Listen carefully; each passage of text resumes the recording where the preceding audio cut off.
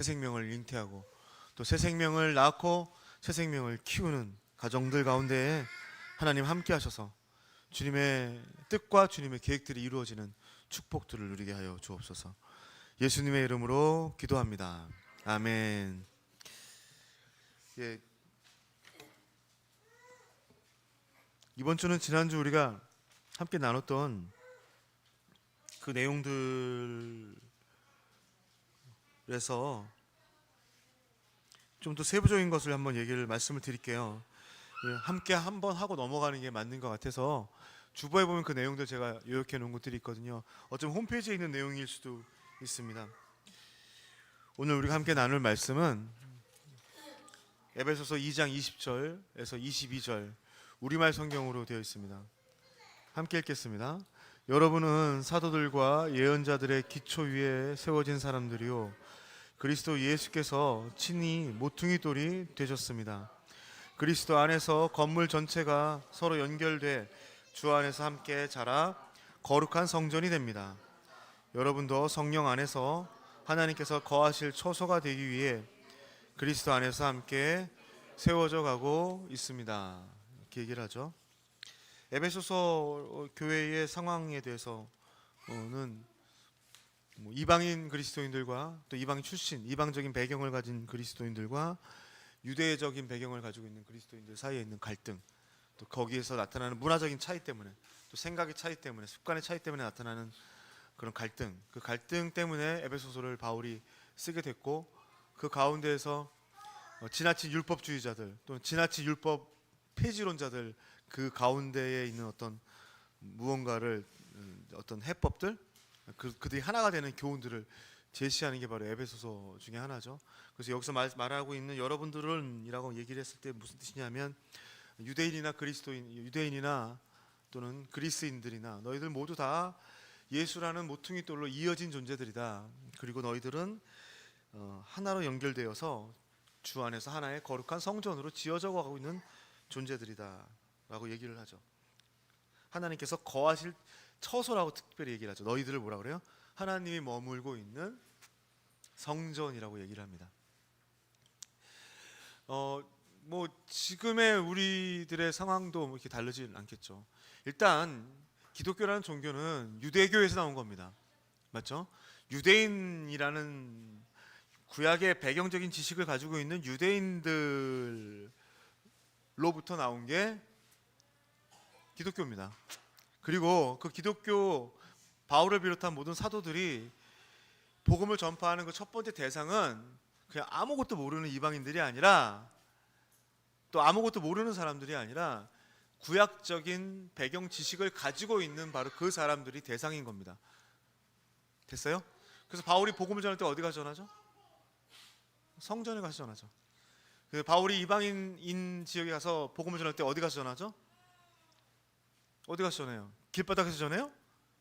아니요. 유대인들이 모이는 회당에 가서 전하죠. 그리고 거기 가서 얘기를 하는 거예요. 너희들이 지금 믿고 있던 그 구약의 약속들이 다 이루어졌다. 그게 누구다? 예수 그리스도다. 그러니까 사람들이 때려 죽이려고 하는 거죠. 왜냐하면 어떤 종교 예배당에 가가지고 거기서 이단 사상을 전파하는 것과 똑같으니까. 그러니까 오늘 우리들이 하고 있는 노방전도라든지 이런 것들은 거기서 있지 않은 그런 내용들이에요. 그러니까 대체 1차 대상은 누구라고요? 유대인들 또는 유대적 지식을 가지고 있는 바로 그런 사람들이 1차 대상이고, 그 사람들 가운데 갈등과 어떤 힘겨루기가 있으니까 바울은 그 사람들 전체를 다 통틀어서 예수라는 어떤 이음새로 하나 이어진 하나의 성전이고 너희가 거하는 처소가 되어진다라고 말을 합니다. 이게 바로 어쩌면 교회의 어떤 본질적인 거죠. 다른 존재들이 예수라는 모퉁이 돌로 하나로 연결이 돼서 이음새로 연결이 돼서 함께 주 안에서 주님이 거하시는 장소로 지어져 가는 사람들, 그게 바로 뭐예요?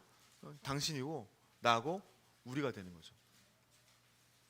다시 말씀드리면 성전은 예배당이 아닙니다. 첫째, 굉장히 중요한 것 중에 하나입니다. 만약에 교회 건물 지으면서 예배당 성전 건축이라고 한다면 그건 사기꾼이에요. 비성경적인 말이고 그건 말도 안 되는 소리예요. 됐죠? 성전은 뭐가 아니라고요? 예배당이 아니죠. 성전은 어디예요? 예수 믿는 사람들 그 자체가 성전이에요. 주님은 예배당에 거하십니까? 주님은 예배당에 절대 거하지 않죠. 주님 어디 계세요? 성전이 된 우리들 그리고 나의 존재 가운데에 계시죠. 그게 중요한 거죠. 근데 자꾸 이상한 소리 하잖아요. 뭐 새벽 제단을 쌓는다는 거 무슨 옛날에 그 저기 할머니 할아버지들 그 뒤에 장독대에다가 물 떠다 놓고 비옵나이다 비옵나이다 하는 것 같이 그런 식으로 한다는 거죠. 그건 아니죠. 무속신앙이죠. 새벽기도라는 것 자체가 어차피 무속신앙에서 나온 거니까 그거 뭐 부정할 수 없는 사실이죠. 금요 심야 예배 뭐 이런 거 있잖아요. 뭐 금요 성령 집회 이런 거 그거 다 무당 그런 곳에서 나온 거 아닙니까? 이번 주 금요일 날 제가 오랜만에 남해교회 금요 심야 집회 이렇게 몇 개 봤거든요. 딱 머리에 딱 떠오른 단어가 딱 하나밖에 없었어요. 그것들 보면서 굿하고 있어요. 좋다 할 때 굿이 아니라 굿이라는 거죠. 푸닥거리 찬양하면서 막 알죠? 예? 하면 푸닥거리 하고 있는 것 같죠.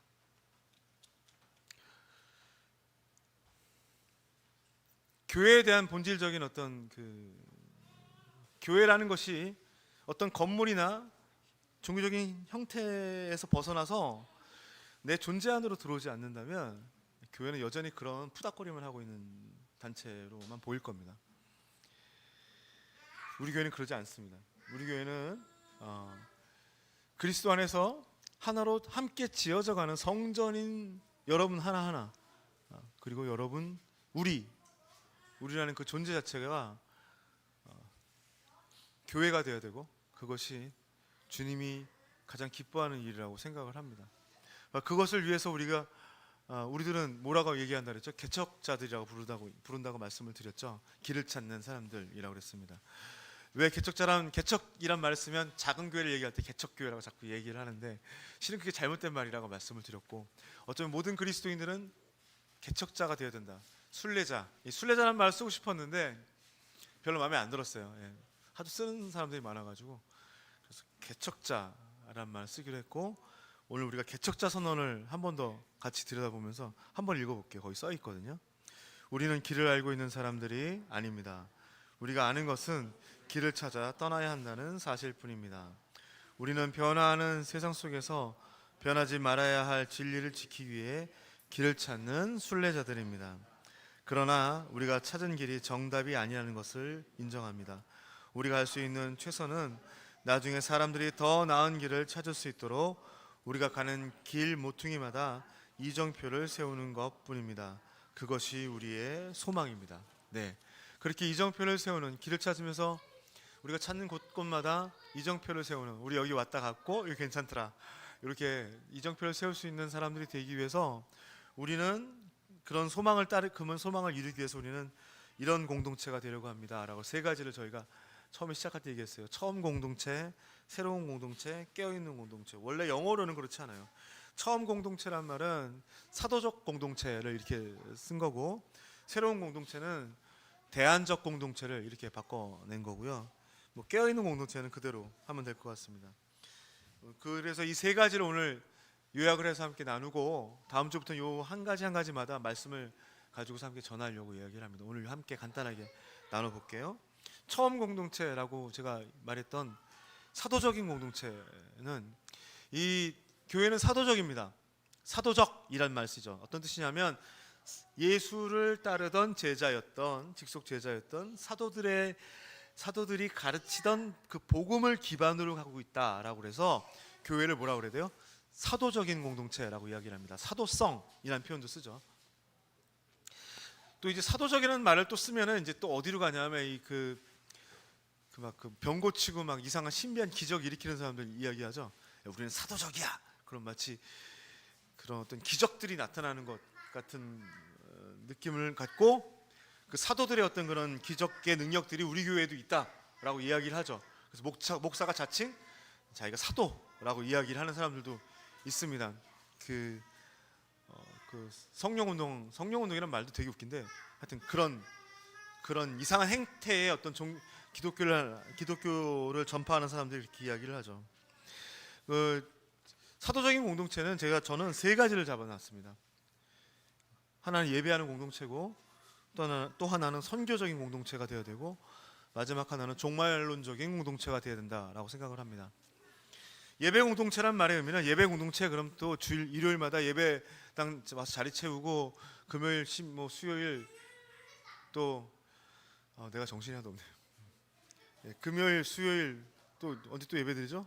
하여튼 모든 일마다 예배당 자리 채우는 걸 예배 공동체라고 이야기를 하는데, 예배 공동체란 말의 의미는 함께 모이는 것을 힘쓰고, 그다음에 사랑과 선행을 격려하고 마음과 몸으로 하나님을 예배하는 공동체를 말합니다. 예배란 의식도 아니고 예배당에서 드려지는 어떤 종교 행위도 아니고, 예배는 찬양이 아닙니다. 예배는 설교가 아닙니다. 예배는 일요일날 예배당에 모이는 게 예배가 아닙니다. 예배는 삶입니다. 이거 되게 중요하죠. 맞죠? 그래서 예수를 믿고 난 다음에 우리들의 삶이 재정의가 되죠. 전에는 살았죠. 인생을 살았어요. 전에는 나의 삶을 살았죠. 그런데 이제는 나의 삶을 사는 게 아니라 이제 하나님을 위하고 하나님을 향하고 하나님 때문에 살아가는 삶을 살죠. 그 삶 자체를 우리는 뭐라 부른다고요? 예배라고 부르겠다고요. 그게 예배라고요. 아시겠어요? 일요일날 예배당 와가지고 목사님 설교 잘 듣고 가만히 앉아가지고 찬양하고 간다고 해서 그 예배 드린 게 아니죠. 그냥 일요일날 교회 온 거죠. 예배당 온 거죠. 그건 아니죠. 나의 마음과 몸으로 하나님과 함께하는 삶을 이어가는 사람들.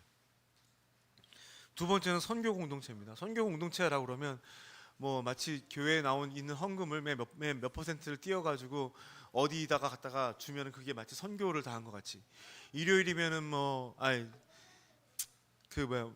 여름이나 겨울만 되면은 사람들 모아가지고 의기투합해서 가난한 나라 가가지고 도와주고 와서 하는 거, 그렇게 하면 선교 공동체 된 것 같이 이야기를 하는데, 그게 아니라 선교 공동체의 가장 첫 번째 특징은 뭐냐면 흩어지는 사람들이라는 겁니다. 여러분이 있는 자리마다, 여러분이 살아야 될 자리마다, 여러분들이 그것이 가정이 됐든지 직장이 됐든지 어느 곳에 있든지 그 자리마다 여러분들이 함께 있어야 될 겁니다. 저 카메라 좀 위에 달아야겠다. 안 되겠다. 그래서 선교 공동체란 말, 선교라 그러면 꼭 여러분 그 선교랑 전도랑 자꾸 구분하는 거 아시죠? 전도는 국내에서 하는 걸 전도라 그러고, 해외 나가는 거 마치 선교라고 얘기하는데, 아니에요. 그렇지 않아요. 예. 흩어지는 것을 우리가 왜 모이죠? 흩어져서 제대로 된 역할을 감당하려고. 맞아요, 틀려요? 맞죠? 예, 그런 것들이잖아요. 그래서 선교 공동체란 흩어지는 사람들입니다. 그리고 흩어지는 자리는 그 어떤 데든지 상관이 없다라는 말씀을 드립니다. 해외 선교 가지 마세요. 해외 선교 왜 가요? 돈 벌어가면서까지. 차라리 국내에 찾아온 외국인들을 잘해주세요. 기가 막히게 잘해주세요. 그 돈 있으면 그 국내에 찾아온 외국인들한테 훨씬 더 잘할 것 같아. 만약에 그런 기회비용을 따진다면. 전에 제가 그 말씀드렸죠. 제가 미국에 살 때, 제가 미국에서 사역을 할 때, 미국 애들이 되게 거기 우리나라 지금도 마찬가지야. 우리도 그럴 거야 아마. 거기 사람들도 마찬가지예요. 외국인을 이렇게 보면 처음에는 측은한 마음이 들고 불쌍한 마음이 들죠. 색깔도 꺼먹고 자기보다 못 사는 나라에 산 것 같으니까. 그런데 이제 같이 살다 보면 어쩜 우리들이 더 나아요. 더 잘 살 때가 있어요. 그럼 그 사람들이 어떻게 하죠? 질투하고 샘내죠. 마치 여러분이 20평짜리 아파트에 사는데 옆집에 살고 있는 필리핀 사람이 50평짜리 아파트에다가 렉서스 같은 좋은 자동차를 몰고 다니는 거야. 그럼 이제 이렇게 얘기하죠. 저것들이 남의 나라 와가지고 돈 벌고 잘 먹고 잘 사네. 이렇게 이야기하고 시작하죠. 그게 사람들의 심리죠. 미국에서도 마찬가지예요. 걔네들 선교 엄청 나가요. 전도 엄청 나가요. 어느 나라 멕시칸들을 돕고 인디안들을 돕고. 그런데 지네 교회 지네 예배당을 한국인에게 빌려주는 데는 더럽게도 인색해요. 어떤 말인지 이해 가세요? 멀리 있는 너네들 가서 잠깐 도와주는 거 내가 기쁘게 할게. 하나님의 뜻대로. 그런데 나랑 같이 사는 건 싫어. 어떤 말인지 아세요? 걔네들 하는 그 선교 다 뭐예요? 다 거짓부렁이에요. 사기치는 거예요. 지금 내가 있는 바로 그 자리에 낯선 사람과 나의 삶을 나누고 내가 복음을 드러내지 못한다면 당신이 저 먼 나라 오지에 가서 무슨 짓을 해도 아무 소용이 없습니다. 그 분노의 포도에 나오는 어떤 한 캐릭터가 바로 그런 캐릭터죠. 그 사람은 먼 곳에 있는 그 아프리카의 한 원주민한테 꽂혔어요. 그래서 거기를 도와줘야 되겠다는 생각에 그냥 하루 종일 그 꿈만 꿔요. 꿈속에서도 하나님이 자기를 거기를 보내는 꿈을 꿔요. 그런데 자기 집에 누군가 문을 두들겨요.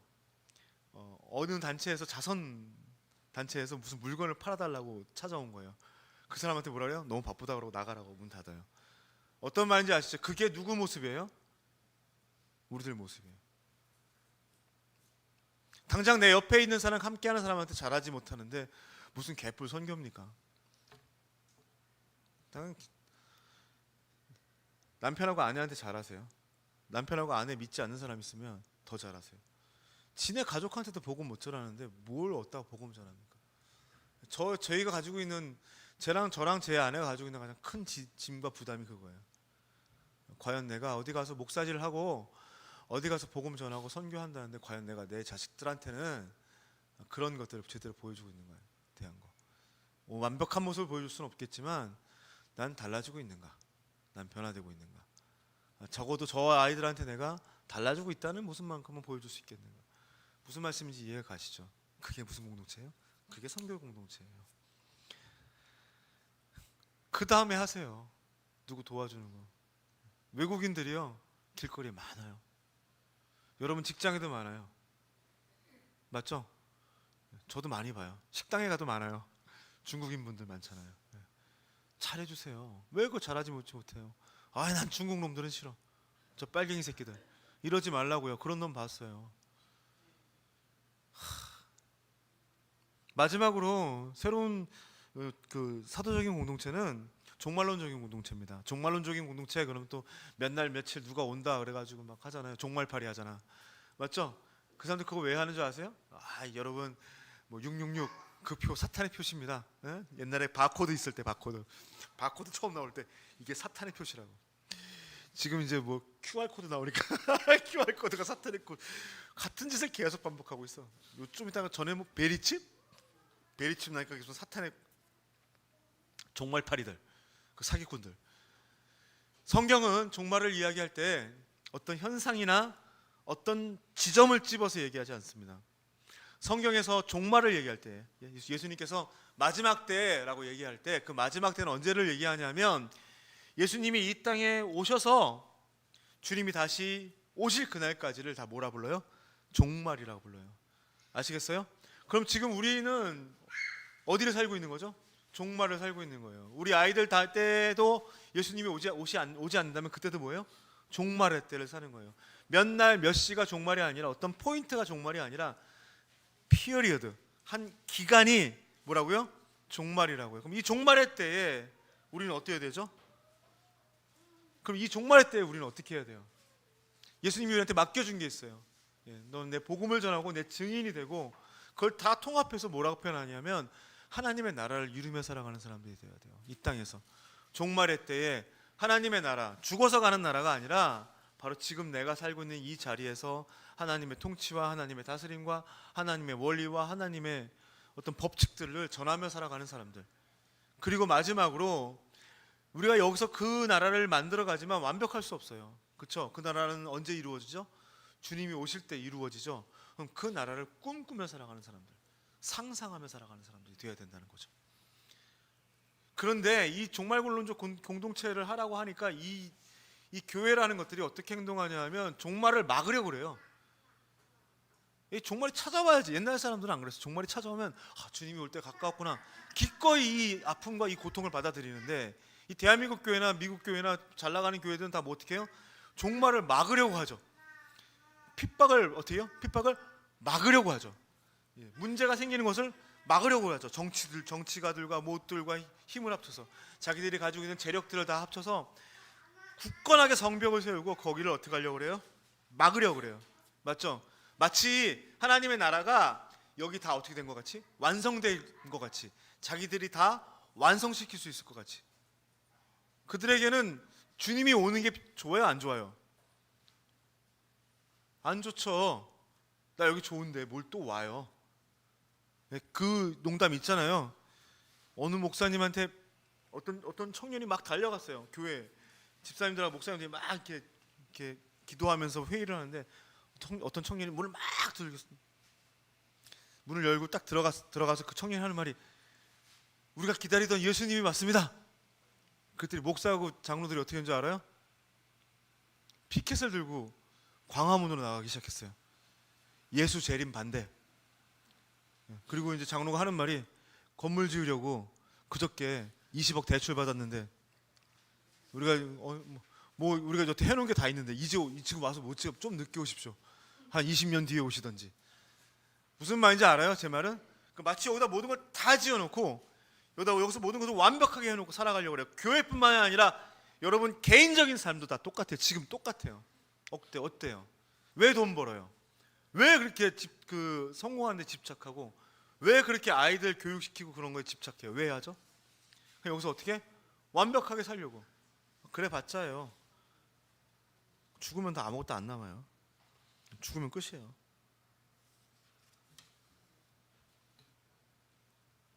저는 얼마 전에 알았어요. 조용기 목사가 죽었다는 걸. 죽은지도 몰랐어요. 하긴 뭐 타종교인이니까 종교가 달라서 관심이 없어서 그런지 죽었더라고요. 김장한 목사님 아직 살아계시죠? 예, 아주. 세 가지: 예배 공동체, 선교 공동체, 종말론적인 공동체. 이게 처음 공동체 사람들이 가졌던 것들이에요. 그들은 모이기를 힘썼고 삶으로 흩어진 자리에서 삶으로 자기들의 복음들을 전파하려고 노력을 했고, 그 다음에 그들은 마치 마지막 때인 것 같이, 오늘이 마지막인 것 같이 자기의 것들을 아낌없이 나누어주며 사랑과 선행을 베풀며 살아갈 수 있었다는 거죠. 거기에 대한 것들 한번 생각해 보세요. 두 번째는 대안적인 공동체를 말합니다. 새로운 공동체. 대안 공동체, 회중 공동체, 작은 공동체, 이렇게 세 가지를 말씀드렸는데, 지금 작게 이렇게 얘기하죠. 대한민국이라는 사회를 하나의 큰 사회로 봤을 때, 대한민국이라는 사회는 자본주의와 자유민주주의 또는 민주주의가 이렇게 같이 섞여 있는 체제죠. 자본주의와 자본이 지배하는 시대고, 그러니까 다시 말하면 가진 사람이 힘을 쓰는 시대고, 누구든지 가질 수 있는 기회를 가졌다라고 얘기를 하죠. 진심이든지 아니든지. 거기다가 이제 민주주의가 여기 들어가 있는 게 바로 대한민국이라는 체제입니다. 이 체제가 어떻습니까? 완벽합니까? 여러분들은 어떻게 생각하세요? 자본주의, 나는 이렇게 생각해요. 자본주의랑 민주주의랑 어떻게 잘 만날 수가 있을까? 어차피 민주주의라는 건 허상이니까. 자본주의라는 것은 돈 많이 가진 사람이 힘을 많이 갖죠. 그 돈 많이 가진 사람이 민주주의를 지배하겠죠. 맞죠? 그건 사실이죠. 대한민국이 민주주의라고 느낄 수 있는 유일한 한 가지 제도는 뭐예요? 여러분이 투표할 때 그때만 민주주의라고 느낄 수 있겠죠. 그 자본이 지배하는, 그리고 그 자본이 가진 권력자들이 지배하는 시대가 그냥 우리 사회예요. 미국도 그렇고 다른 데는 그럼 자본주의가 아닌 공산주의나 또 독재 체제에서는 안 그러냐? 마찬가지예요. 제가 말씀드린 건 완벽한 체제와 완벽한 제도라는 건 존재하지 않는다는 말씀을 드려요. 진정으로 완벽한 체제와 제도가 있다면 그것은 교회를 이루고 있는 하나님이 통치하는 나라가 바로 그 완벽한 체제이고, 그래야만 된다는 거죠. 그러니까 그것이 자본주의든지 공산주의든지 사회주의든지, 그것이 민주주의든지 독재든지 전제군주제든지 상관없이 교회는 그 제도 안에서 하나님의 나라라는 대안적인 공동체를 제시할 수 있느냐. 그리고 하나님의 나라는 어떤 것이냐면 자본이 지배하거나 이념이 지배하거나 경제적인 빈부의 차가 지배하는 것이 아니라 오직 뭐와? 사랑이라는 그 유일한 원칙 하에 운영되고 지탱되는 공동체, 그것을 보여줄 수 있냐는 거예요. 그 정치를. 교회라는 단체가 에클레시아라고 부른다고 그랬죠. 에클레시아라는 말은 소환하다라는 뜻입니다. 소환하다, 부르다. 다시 말하면 옛날에 그 민회, 남자들 20세 이상의 남자들이 모여서 했던 직접 민주 정치의 민회를 부르는 말이 에클레시아란 말입니다. 주님이 교회를 말할 때 뭐라 그랬냐면 너희는 정치 집단이라고 말을 한 거예요. 너희는 하나님의 정치를 세상 속에서 드러내야 되는 대안적인 공동체가 돼야 된다. 아시겠어요? 그러니까 자꾸 정권에 빌붙지 말라고요. 정권에 빌붙어서 이렇게 해서 저렇게 해서 뭐하고 저렇게 해서 뭐 저렇게 해서 그거에 빌붙어서 뭘 하고 자꾸 여기 교회 와서 기호 1번, 기호 2번 이야기하는 것 자체가 그게 쓰레기 같은 말이에요. 뭐 누가 대통령이 돼야지 뭐 나라가 살고 누가 대통령 그거 다 그 마귀 새끼가 하는 소리예요. 그 정치 마귀에 붙잡혀 가지고 마치 뭐가 기호 1번이 되고 기호 2번이 돼야지만 뭐 민주주의가 이루어지고 하나님의 정의가 실현된다. 하나님은요 그런 놈들 없어도 하나님의 정의를 실현할 수 있고 하나님의 나라를 완성할 수 있어요. 그것은 한 명, 어떤 정치가 한 명에 의해서 이루어지는 것이 아니라 교회라는 이 집단, 여러분이라는 그 집단이, 여러분이라는 그 존재가 사랑이라는 정치를 실현해 나갈 때 이루어지는 거예요. 그거 명심하세요. 무슨 개뿔 어떤 개소리를 하고 있어요. 그건 개소리예요. 혼나야 돼요. 그거는. 그건 그리스도인도 아니에요. 거기 휩쓸려 나가는 대한 공동체 아시겠죠? 좌파도 아니고 우파도 아닌 하나님 안에 있는 공동체, 그 나라, 그걸 보여주라고요. 네가 왼쪽이냐 오른쪽이냐, 좌파 그리스도인, 우파 그리스도인까지 나오니까. 그러니까 저한테 와서 물어보지 마세요. 몇 번 찍었냐고. 확 얼굴 때려버릴 테니까, 빰배기를 때려버릴 테니까. 두 번째는 회중 공동체예요. 회중 공동체는 어떤 거냐면 제가 말씀드렸죠. 집사라고 해서 그분한테 기득권이 더 주어지지 않고 장로라고 해서 그분한테 기득권이 더 주어지지 않아요.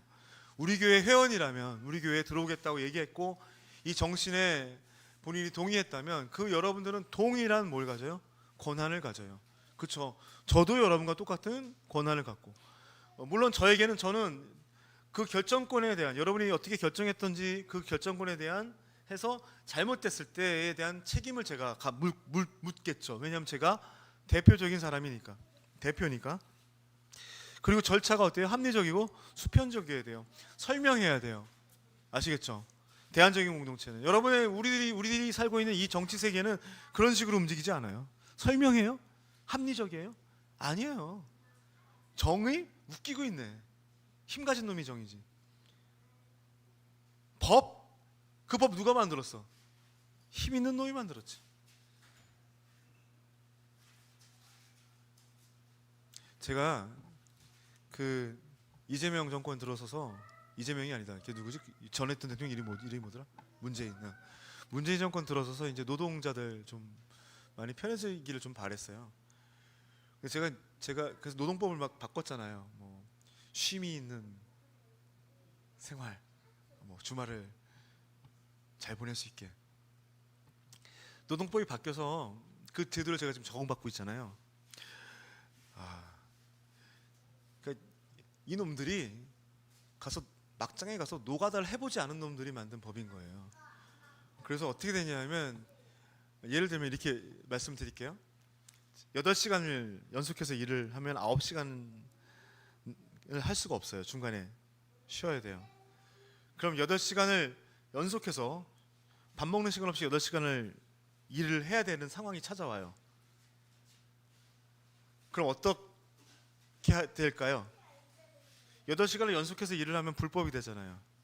그러니까 어떻게 하냐면 저한테 30분을 중간에 알아서 쉬래요. 네. 퇴근은 그 안에는 8시간 동안 잡혀 있고 묶여 있어야 되고 그 중간에 30분을 어떻게든지 쉬래요. 돈도 8시간째를 주는 게 아니라 30분 쉬었으니까 7.5를 줘요. 그러면 노동자들이 어떻게 생각할 것 같아요?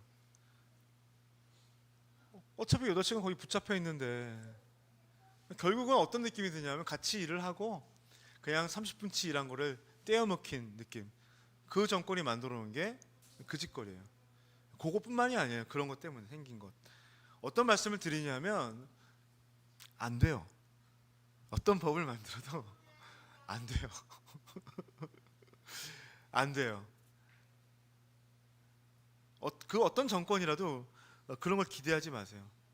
예. 이 사람들이 들어가서 그런 상황이 찾아올 것이고 그렇게 될 것이라는 것을 예측하지 않고 그냥 법만 만든 거예요. 합리적이고 논리적이고 뭐 이런 어떤 토론과 뭐 이런 거 없이 그냥 만든 거예요. 그 누구를 위해서? 시간당 일하는 사람이 아니라 월급을 받는 사람들을 위해서 만든 제도라는 거죠. 그럼 그것이 월급을 받는 사람들한테만 해당되든지 그런 디테일하고 세부적인 것이 하나도 없어요. 그게 세상의 정치들이 해놓는 일들이에요. 짓거리들이에요. 그런 일이 한두 개예요. 예? 스쿨존 30km 달리지 말아야죠. 그런데 스쿨존에 새벽 4시에 30km 달리지 말아야 될 이유는 없잖아요. 새벽 4시에 스쿨존에 가는 아이는 공부를 열심히 하는 아이일까요? 아니면 정신이 나간 아이일까요? 어떤 말씀을 드리냐면 그런 디테일하고 세부적인 것들이 없이 그냥 무조건 하라면 하고 저렇게 하면 저렇게 하고 왜 안 하면 왜 시키는 대로 하지 않냐고 그러고 그런다고요. 교회는 어때요? 여러분 교회 다니셨죠? 전에도 여러분이 다니던 교회는 민주적이었습니까?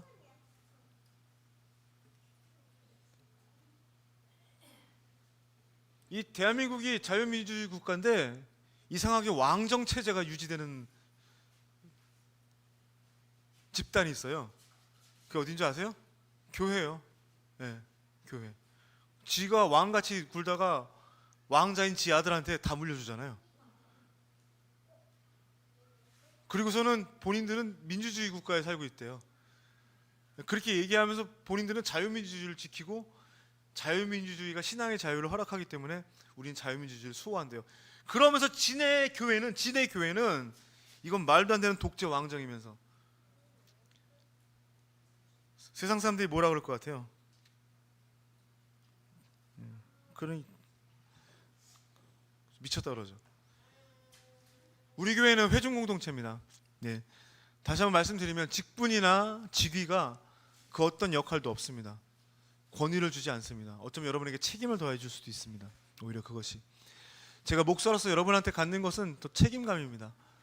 제가 여러분한테 무슨 어떤 권한이나 권위를 뭐 그런 것도 없지만 찾지도 않고요. 그렇죠? 그래서 빨리 그만두고 싶어요. 후년쯤에 은퇴할까요? 마지막으로 우리 교회는 작은 공동체입니다. 큰 것을 바라지 않습니다. 한 사람이 가장 중요한 건 뭐예요? 한 사람이에요. 한 사람이 한 가정의 남편과 아내가 되고 부모로서 온전한 역할을 감당하도록 양육하고 돌보는 공동체입니다. 한 사람을 붙잡아가지고 교회 잘 섬기고 뭐 노래 찬양 잘하고 기도 잘하는 그런 기능적인 종교인으로 만드는 것이 아니라 그 한 사람이 언제까지? 한 가정에서 바른 역할을 감당할 수 있을 때까지 지켜봐주는 공동체가 우리 공동체입니다. 모이는 것, 또 얼마나 모였냐, 많이 모였냐 이런 거 신경 쓰지 않습니다. 여러분 한 사람 한 사람이 어떻게 주님을 만나고 그 주님과 함께 성장해 가는가, 그리고 그런 성장을 위해서 싸우고 있는가, 거기에 대해서 말씀을 드립니다. 새로운 공동체, 대안적인 공동체, 그리고 회중 공동체, 작은 공동체. 마지막으로 우리 교회는 깨어있는 공동체가 되어야 됩니다. 첫 번째는 예언자적인 공동체가 되라고 말씀을 드리고 싶어요. 여러분들 예언자라고 얘기를 하면, 선지자, 예언자라고 얘기를 하면 구약의 선지자들이 본인들의 하나님이 그들에게 준 말씀을 전하는 대상이 어디예요? 누구한테 전하죠? 뭐 에스겔이나 뭐 이사야나 이런 사람들이 막 경고하잖아요. 누구한테 전해요? 이스라엘 사람들한테 전해요. 하나님을 믿는 사람들이에요? 믿지 않는 사람들이에요? 하나님을 믿는 사람들이에요. 착각하면 무슨 예언자라고 하면 무슨 저희 기도해가지고 점쳐주는 데 가는 분들 계시죠? 예, 아주 용한 목사놈이나 전도사놈 만나가지고 기도받고 예언 기도 받으러 간다고 하잖아요. 그렇죠? 그거 하나님이 얼마나 증오하시는 줄 알아요? 그건 예언 기도가 아니라 그건 접신행위예요. 접신행위. 미래를 알려고 하는 그 행동 자체가 일단은 불경이에요. 미래는 누구 건데? 하나님 건데. 그건요 마귀 새끼가 하는 거랑 똑같은 거예요. 또 한 가지 예언자적 공동체라고 얘기하면 믿지 않는 사람한테 가서 심판을 선포하고 뭐 이러는 것을 이야기하라고 생각하는데 아니요. 예언자적 공동체는요 그 예언의 말씀이 누구를 향해 있는 거예요? 바로 예언자 자신, 또 예언자가 속해 있는 바로 그 집단을 향해 있어요. 유대인들한테 경고하죠. 막 뭐라고 하잖아요. 그럼 유대인들이 그러죠. 나 잘 믿는데 왜 그러냐? 나 성전에도 맨날 찾아가고 헌금도 잘 드리는데 왜 자꾸 그러냐? 하나님 그런 거 기뻐하지 않는다. 너의 삶과 너의 진심으로 하나님을 예배하자면 안 된다. 이런 식의 말씀이죠. 교회가 세속주의에 물들었어요. 규모와 성장과 부와 형통이라는 세속주의에 물들었어요. 그 물들은 교회를 향한 예언자적인 공동체가 되라고요. 어떤 교회가 되라고요? 다를 뿐만 아니라 틀린 교회가 되라고요. 뿌리도 다르고 그 뿌리가 내리고 있는 토양도 다르고 그 토양에서 열매, 그 양분을 얻어서 얻는 열매도 다른 공동체가 되라고요. 그게 바로 예언자적인 공동체예요. 전, 중, 후 처음과 중간과 끝이 완전히 달라야 돼요. 두 번째는 제사장 공동체입니다. 그거 한번 읽을게요. 되게 중요하거든요. 함께 읽을게요. 순결한 동기와 거룩한 행동으로 구별된 일상의 구원을, 행동이 아니라 제일 중요한 게 뭐예요? 순결한 동기. 왜 이걸 내가 하는가? 내가 이 선한 일을 하는데 내가 이걸 왜 하는가? 그쵸? 좋은 일 하면서 그 좋은 일 하는 마음 가운데는 내가 인정받고 싶은 게 있거든요. 그거 얼마나 나쁜 건데. 행동 뒤에 숨어 있는 그 동기, 순수한 동기와 거룩한 행동으로 일상의 구원을 추구하는 사람들. 마지막으로 제자 공동체입니다. 함께 읽을게요. 성경에 나타난 하나님 나라의 정신과 예수 그리스도의 삶을 바르게 가르치고 온전하게 전수하는 공동체. 성경에 나타난 하나님 나라의 정신은 여러분 팔복에 다 담겨 있습니다. 그게 전부입니다. 그리고 성경에 나타난 예수 그리스도의 삶은 그냥 예수 그리스도의 삶 그 자체입니다. 우리의 모습으로 이 땅에 오셔서 우리와 같은 고난과 고통을 겪고 또 그 모든 고통과 고난을 겪으며 우리를 끝까지 사랑했던 그 모습, 그 삶을 바르게 가르치고 온전하게 전수하는 사람들이 되어야 된다 그러죠. 작은 예수가 되야 되죠. 제자가 된다는 것, 예수를 따를 뿐만 아니라 예수를 믿고 예수를 의지하고 예수와 같은 존재가 되어 간다는 것. 내가 바로 예수가 되어야 된다는 것. 예수님이 말씀을 전하고 있을 때 중풍병자를 데리고 친구들이 그 침상을 들고 지붕을 뜯고 들어옵니다. 그때 예수님께서 죄사함을 해주시고 그 중풍병자가 침상을 들고 걸어가게 하십니다. 그 장면을 통해서 그 목사가 그 교회 분들한테 물어봤대요. 여기 등장하는 사람들 중에 여러분은 누구가 되어야 된다고 생각합니까? 라고 물어봤대요. 사람들이 다 이렇게 얘기를 했대요. 나는 그 친구들, 또 나는 그 중풍병자. 그 많은 사람 중에 단 한 명도 내가 예수가 되어야 된다고 생각한 사람은 없었대요. 누구의 죄를 사해주고 누구의 치유를 행할 수 있는 그런 것들. 우리들이 성경의 이야기를 읽으며 내가 바로 그 자리에 내가 바로 예수가 되어야 된다는 생각을 못할 때가 많다는 거예요. 가나 혼인잔치에 물을 포도주로 만드는 사건을 보며 내가 바로 그 물을 포도주로 만들어야 되는 그 주인공이 되어야 된다는 생각은 하지 않는다는 거예요. 그 기적을 일으키라는 뜻이 아니라 여러분들이 누가 되어야 된다고요? 바로 그 예수가 되어야 된다고요. 십자가에 매달려 있는 여러분이, 십자가에 매달려 있는 예수가 우리한테 이렇게 얘기해요. 내가 너를 위해 여기 못 박혀 있다. 그리고 지금 여기는 내가 매달려 있지만 네가 매달려 있는 거랑 똑같은 거다라고 말씀하세요. 그렇다면 삶은요? 그 십자가에서 내려온 그 부활의 삶은요? 예수님이 똑같이 말씀하세요. 내가 너를 위해서 부활했다. 그리고 나를 믿는 너도 부활한 나와 같이 이 세상을 살아가야 된다라고 말씀하시죠. 제자가 된다는 것, 단지 성경을 많이 읽고 그 있잖아요. 그 몇 단계? 1단계, 2단계, 3단계, 4단계, 5단계 공부하잖아요. 그거 했다고 제자 되는 거 아닙니다. 그거 한 게 제자 되는 거에 큰 걸림돌이 될 수 있습니다. 그런 경우 많이 봤죠. 특히 어디 갔다 온 사람들 저 별로 안 좋아해요. 특히 뭐 얘기할게요. 뭐 예수전도단 그 열방대학 다녀온 사람들 있죠. 그 사람들 문제 많아요. 문제가 많아서 간 건지 아니면 갔다 와서 문제가 많아진 건지는 모르겠는데 한 10명 중에 8명은 이상한 사람들 많아요. 그래서 나중에 제가 그때 아내한테 얘기했죠. 거기 가는데 돈이 꽤 많이 들거든요. 한 600에서 한 몇백 들어요. 또 뭐 저쪽에 그 하와이에서 하는 건 또 더 비싸죠. 거기 또 왜 갔지? 너 나가라 하와이. 거기는 가면 한 돈 600에서 700 정도가 들어간대요. 그래서 제가 아내한테 그랬죠. 오죽하면 갔겠냐. 오죽하면 갔겠냐. 그런 프로그램으로 사람은 달라지지 않아요. 그런 프로그램 갔다 온 곳이 오히려 그 사람한테는 큰 걸림돌이 돼요. 내가 이거 했는데, 내가 저거 했는데.